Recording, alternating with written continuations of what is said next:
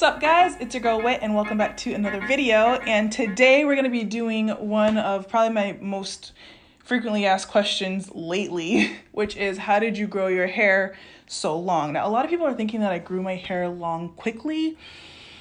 No, I appreciate the love, but I remember I dyed my hair in 2014. It is now 2019. At least 4.5 years of growth. So I feel like it's a pretty normal rate of growth and actually a pretty slow rate of growth because I damaged my hair. I had to deal with all the damaged hair, you know, growing that out and cutting it off. So I feel like the growth could have been faster. I wanted to come back and give you guys the answers to your questions. I did a how to grow long healthy hair video and that was probably in like 2010. So I feel like we can update that. All the information in that video is pretty accurate and really good. I actually went back to take a look to see what I said and I still agree with everything I said there. Over the years, I've just learned a lot more about my hair, scalp, just internally how it grows and all that kind of stuff. I've also gone through my own trials and tribulations. And so with all of that new information, I feel like I can give you guys a bomb video that will help you to grow out your hair, whether you want healthy hair or whether you want long, healthy hair. Hopefully the tips in this video are gonna help. So I'm just gonna get right into it because I have a ton of tips to share with you guys. Let's go. The first tip is to clarify your hair. Wash your hair, okay? A lot of us try to stretch our styles for as long as possible and we're like, oh man, like it still looks good on week 3 or week 4, like I'm gonna still wear it, but don't. You gotta wash your scalp and here's why. First of all, it's the source. It's where your hair is growing out of. So you wanna make sure that you're giving the hair that's coming out of your head the best chance that it has. Your hair is collecting dirt, it's got product buildup on that, especially if you like to use, you know, butters and oils. And it's not only clogging the pores on your head, making it difficult for your follicles to come out healthy, but it also can become an irritant to your scalp. And if your hair follicles or roots become irritated or the skin on your scalp becomes irritated, you can make yourself susceptible to issues such as alopecia or dandruff from like blocked sebum on your scalp. There's so many things that can happen when you don't wash your hair. I used to wash my hair like once a month back in the day and that was fine for me, but I do feel like it's just not a good idea. Try to figure out a good wash day routine for you. I wouldn't go longer than 2 weeks without washing my hair. 3 weeks, the absolute most, but just do not make that a habit. If you're doing a protective style or something, 3 or 4 weeks, fine, but try to go in there throughout the weeks and, you know, at least like clear out your scalp a little bit here and there. Personally, I currently wash my hair every week and I've been doing that for probably over 2 or 3 years now. I've actually decided that I'm gonna try and push it to every 2 weeks. I mean, I have gone 2 weeks or 3 weeks if I'm doing a protective style or if I'm particularly busy, but I'm gonna try and push that to every 2 weeks because I feel like my hair can take it just based on how it's been doing lately. I feel like I can go 2 weeks and be okay with it, but I am not gonna try and go over 2 weeks. All right guys, so tip number 2 is moisturize your hair. And everybody knows this already, especially when you have natural hair, it tends to be more dry and all those little curls, kinks and coils make it really hard for the sebum at your scalp to travel all the way down the hair because it's got all these loops to go down, whereas a straight hair just kind of can like fall down with gravity. So with that being said, because you have natural hair, it's gonna be a lot more dry, it's gonna be a lot more weak in those little spots where the sebum doesn't go all the way down. And so you really got to make sure that you manually moisturize your hair inside and out. So internally, make sure you're drinking enough water. Like if you don't have enough water, you're really messing yourself up. Not only can your organs not work properly for the rest of your body, but there's not going to be enough for your hair. You're going to get dry, brittle hair, and also getting enough of your omega-3s, your fatty acids. All those things will help to moisturize your body from the inside out. So if you eat meat, salmon is really great, avocados for veggies, and you can even take a fish oil pill if you don't think that it's something that you can get in your everyday diet frequently. And then externally, you just want to make sure that you're moisturizing your hair properly. A lot of times people will just throw some oil on their hair and they'll be like, oh, it's moisturized, but that's not the case. You really want to make sure that you've got at least some sort of liquid water on there, aloe vera juice, something like that, that's going to help to moisturize it topically and then seal that in with an oil or like a buttercream or something like that that's going to really trap the moisture in. And then you want to make sure that you're moisturizing your hair constantly and replenishing as needed, preferably before needed. So this kind of goes with tip number 1, where a lot of times we will stretch our hair for as long as possible till like our hair is on its like last dying breath and it's like, feed me. And by that time, our hair is already dry and parched and weakened. So you really want to make sure that you moisturize your hair before your hair becomes dry and pretty much desperate, so that you don't leave your hair in a weak and susceptible state where it can get knots or split ends. At the first sign of your hair starting to get kind of dry, make sure that you get some more moisture on it. Don't let that continue. We want to keep our hair strong and nice and elastic, so moisture is key. So that brings us to tip number 3, which is getting regular trims. Whether you like to trim at home, do it yourself, or whether you're not comfortable with that and you want to go to a stylist, or whether you just don't want to trim, you like to go to a stylist. However you like to trim your hair, trim your hair. It's so important to get those dead ends off. And everyone's going to be different. Some people really like to be on a schedule. Like, for example, they get their hair trimmed every 3 months. Me personally, I don't really like to put myself on a schedule because I just like to pay attention to what my hair is telling me, because I don't like chopping off more hair than I need to. I sometimes feel like if you're doing it every 3 months or every 4 months, maybe your hair didn't need to be trimmed at that time and you just kind of did a trim when it wasn't really necessary yet. So if your goal is to grow long hair, then maybe you want to stick with the like paying attention to how your hair feels and then deciding to trim based on that. Every single week as I'm washing, I'm paying attention to what my hair feels like as I get to the ends. Like as I'm washing it, putting the conditioner in, detangling it, I feel my ends. And if it feels like it's getting rough, or while I'm twisting it to style, if it feels like the bottoms don't feel like they usually do, if I see some split ends or knots, or if I notice just in the mirror that maybe it's looking a little bit more thin on the bottom and wispy, then I know it's time to trim. Just really pay attention to how your ends are feeling, and that will be a really great indication that it's time to trim. It's really up to you what you feel comfortable doing. And I do have videos on how to trim your own hair, of course, in the description box. My 4th tip is try to do gentle styling. I know it's like super trendy to do a lot of these super tight, slick back looks. There are ways that you can do that in gentle ways. Like I did a slicked back bun, but in a more gentle way, because all the tight pulling, really tight bun, high tight ponytail, doing high puffs all the time, or really small tight braids, they're all pulling at the root and causing a lot of stress to your hair, the hair follicles, and your skin as well. It can cause issues such as like alopecia. Alopecia can really form from a lot of different things. How you style your hair, how you clean your hair, what you put on your hair, and just general stress, like mental health. Gentle styling is also really good for like your baby hairs and your edges. I do have my days too where I kind of, I want like a slick look, or I want like a high ponytail, and I'll do that. I think everything is good in moderation. Obviously, if you do a slicked back look or a tight look or something like that, give your hair shafts time to bounce back from that kind of trauma that it was put in, especially if your hair is used to growing a certain way and then you're like twisting it in all different types of ways. So give yourself a couple of weeks to, bounce back from that before you decide to do it again. Also, when it comes to gentle styling, that includes being really careful with what accessories you put in your hair. Be aware of what you're using and be really, really careful and gentle when deciding to put those in your hair. When you're taking your hair out, just really take your time getting those metal pieces off of your hair, because metal is very jagged, it's very hard, and if your hair swipes against a side of one of those metal pieces, it doesn't stand a chance. It's going to slice your hair in half. Not to scare you, I still use metal accessories because they're really cute, but just be mindful when you're taking them out. Don't just like yank them out like you don't have a care in the world, No strands left behind. That is I need to put that on a shirt.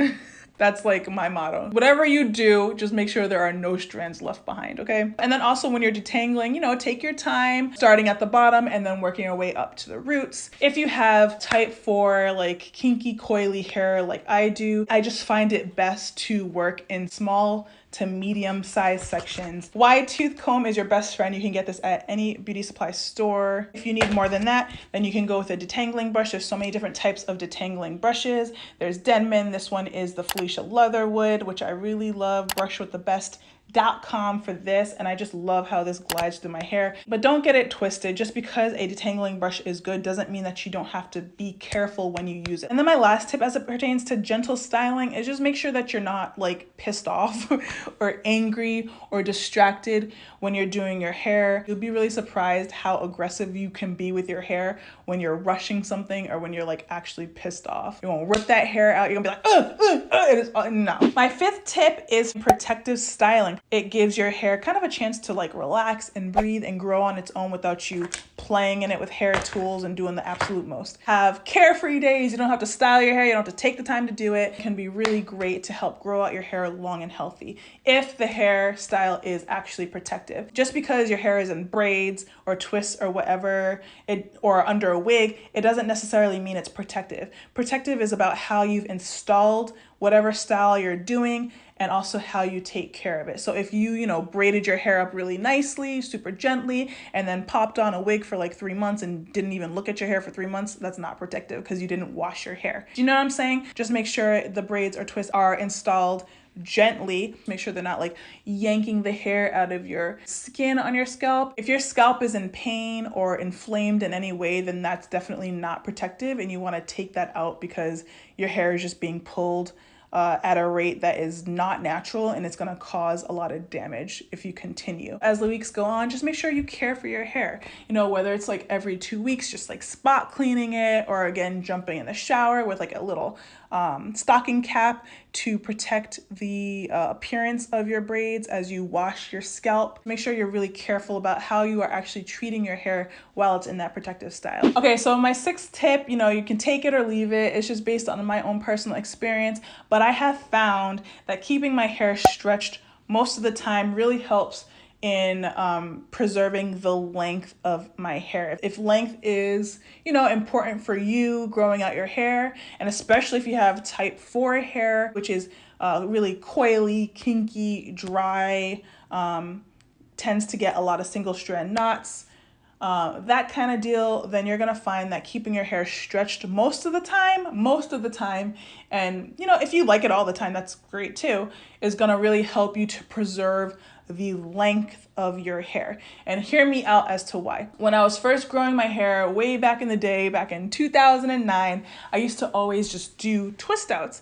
And part of it was like a mental thing where I was like, I don't really know how to wear my wash and go yet, or I'm not really comfortable when I wear my wash and go. Is beautiful, but I wasn't like, it was still new to me back then, and so I wasn't super comfortable wearing it. And so I would always kind of lean on my twist outs because it looks more like a relaxer. I'm not gonna lie. It looks like more like stretched hair that I was used to. I was able to retain length really, really, really well. Then after I dyed my hair, I was really starting to like play with my wash and go and really like learning that side of my hair, like what my hair could do in its like curly state. And I just learned so much about my wash and go, and I fell in love with my texture, and I was like, ooh, I'm rocking this all the time. And I noticed that, it was harder for me to maintain length. And yes, my hair was damaged at the time, but even as I was cutting it off and doing like wash and goes, I was trimming my hair a lot more often than I used to. And I was like, why the heck am I having to trim my hair so much? And I realized that every time I would wear my wash and go,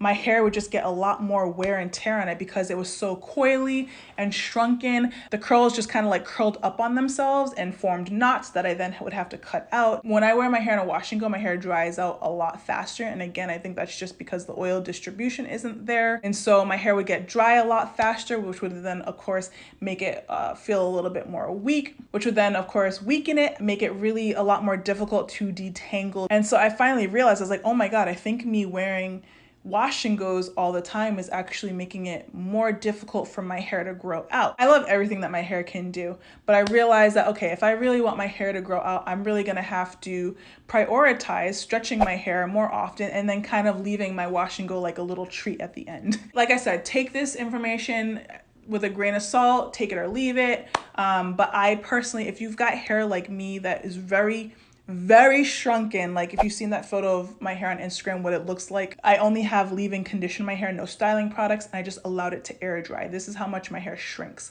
okay? And this still, there's like a leave-in conditioner on that. So imagine without. I'll stretch my hair for a couple weeks and then I'll wear a wash and go, but I won't wear a wash and go for more than 1 week. I twist out for like maybe 2 or 3 weeks, and then a wash and go. And then like a twist out for 2 or 3 weeks, and then a wash and go. So that has kind of been my routine. It's not set in stone. Obviously, I'm a hair vlogger, so I'm doing all types of different things with my hair. Please still wear your naturally curly hair. It is so gorgeous. Stretching it out has definitely helped me to maintain my length, and hopefully, you know, that helps you out as well if you're finding that you do see more damage with your wash and go. Okay, my 7th tip is to make sure that you choose healthy hair products. Okay, so to make a quick analogy, say you have a hairstylist that you go to like all the time, and you know, you consult with her, she helps you keep your hair super healthy, she washes it for you, she conditions it, and she gives you like treatments and all that, and your hair always feels really healthy when you leave. And say you have like a modeling gig or whatever, where you go to another hairstylist, but this one isn't concerned with keeping your hair healthy. They don't care if your hair is splintering at your roots. They don't care if it's uncomfortable for you. They don't care if they have to damage your hair to straighten it for a certain look. The only thing that this hairstylist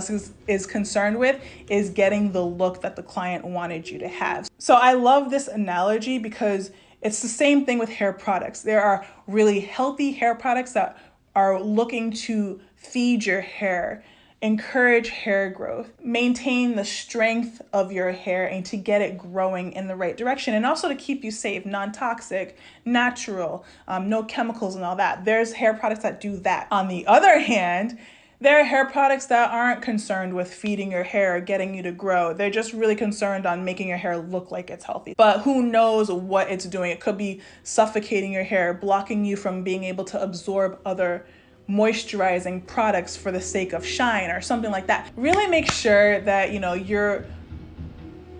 that thing is so, of course they're doing construction right now, so I'm sorry if you can hear that.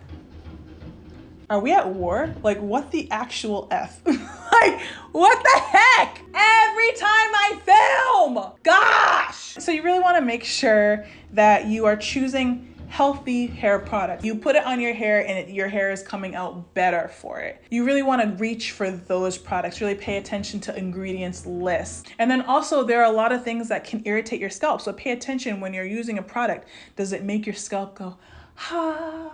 Or does it make you like super itchy and like feel really tight and like painful? You can be allergic to natural ingredients too. Like for example, coconut oil does that to me. When I put coconut oil on my scalp, for some reason, it just makes my scalp feel very painful. If you find that your scalp is feeling itchy or burning in any way after using any product, stop using it, because that can like really damage your hair and your scalp over time. If you find that like you're doing all the things you're supposed to do, you're moisturizing your hair, you're treating it gently, you're doing this and doing that, and you're babying it, and nothing seems to be helping the health and the growth of your hair, check out your products. And I don't want to scare you from using like chemical products. Chemical products are really great too. I like chemicals too. I like safe synthetic chemicals. Chemicals are not all bad, and all natural ingredients aren't good. Like there are natural ingredients that can also be irritating for you. So not all natural stuff is good either. So it's definitely a personal thing.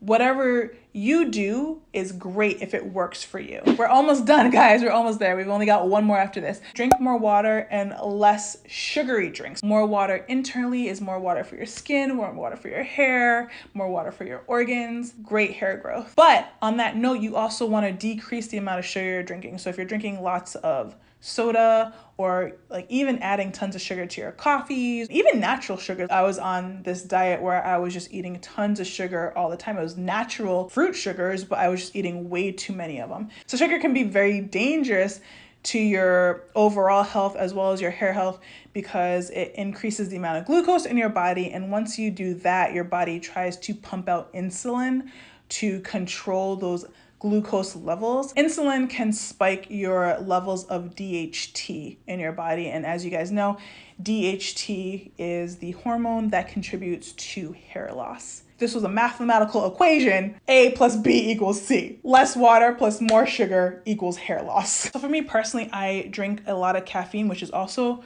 very bad for hair growth. And I also like to put sugar in my coffee. I'll use like maple syrup in my coffee and it tastes delicious. Try it. You'll thank me later. But I've switched to that because I only have to like use a very little bit. I've tried to drink coffee without sugar and it's not the same. It's not the same. I'm a work in progress too. On that note as well, you also want to be careful with the amount of alcohol that you're drinking. Like if you're turning up all the time, you got toxic buildup in your liver that's obviously going throughout your body. It also dehydrates your body, making it so that you need to drink more water. It causes inflammation in your scalp. And we know inflammation can lead to, again, alopecia.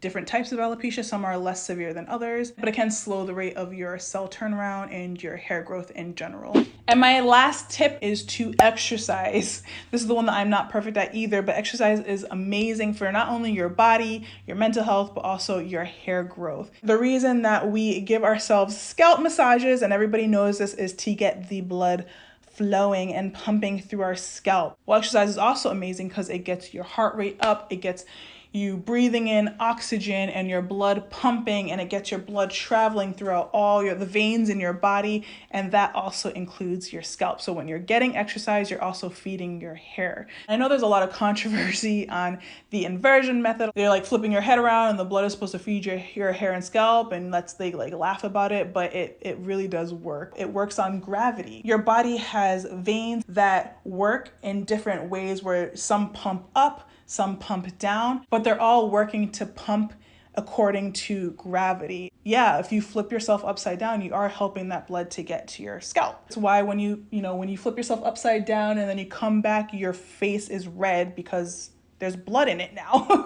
Like legit. Like you can see the blood in your face. I don't understand why people don't believe this. But exercise works in a very similar way to massaging your scalp, to inversion method, especially if you're doing yoga, like downward dog. It's all of that is great. Or if you're just like running, because the blood is going to be pumping at a really fast rate. So exercise is amazing for blood movement and hair growth. It makes you thirsty, it makes you drink more water. It helps to reduce stress, and the less stress that you have, the less inflammation you have. The less inflammation you have, the healthier your hair and scalp is. Stress is not only bad for your body, but it's bad for your physical appearance. I feel like this is like such a great video for anybody who's looking to grow their hair healthy and long, or just doesn't know where to start on their healthy hair journey. Even if you just implement one of these tips, it's really gonna help you out a lot, because just in my experience over the years, I've just tried so many different things, and I learned so much about my body and hair, and how what I eat, what I consume, what I do to my body mentally, physically, all these things has such a huge effect on your hair. Because remember, at the end of the day, your hair is a protein, and your hair is the least important protein in your whole body. If I mentioned any videos within this video to demonstrate a point, I'm gonna have those linked in the description as well as in the information bar. I hope you guys are having a great day and I will see you in the next one. Bye.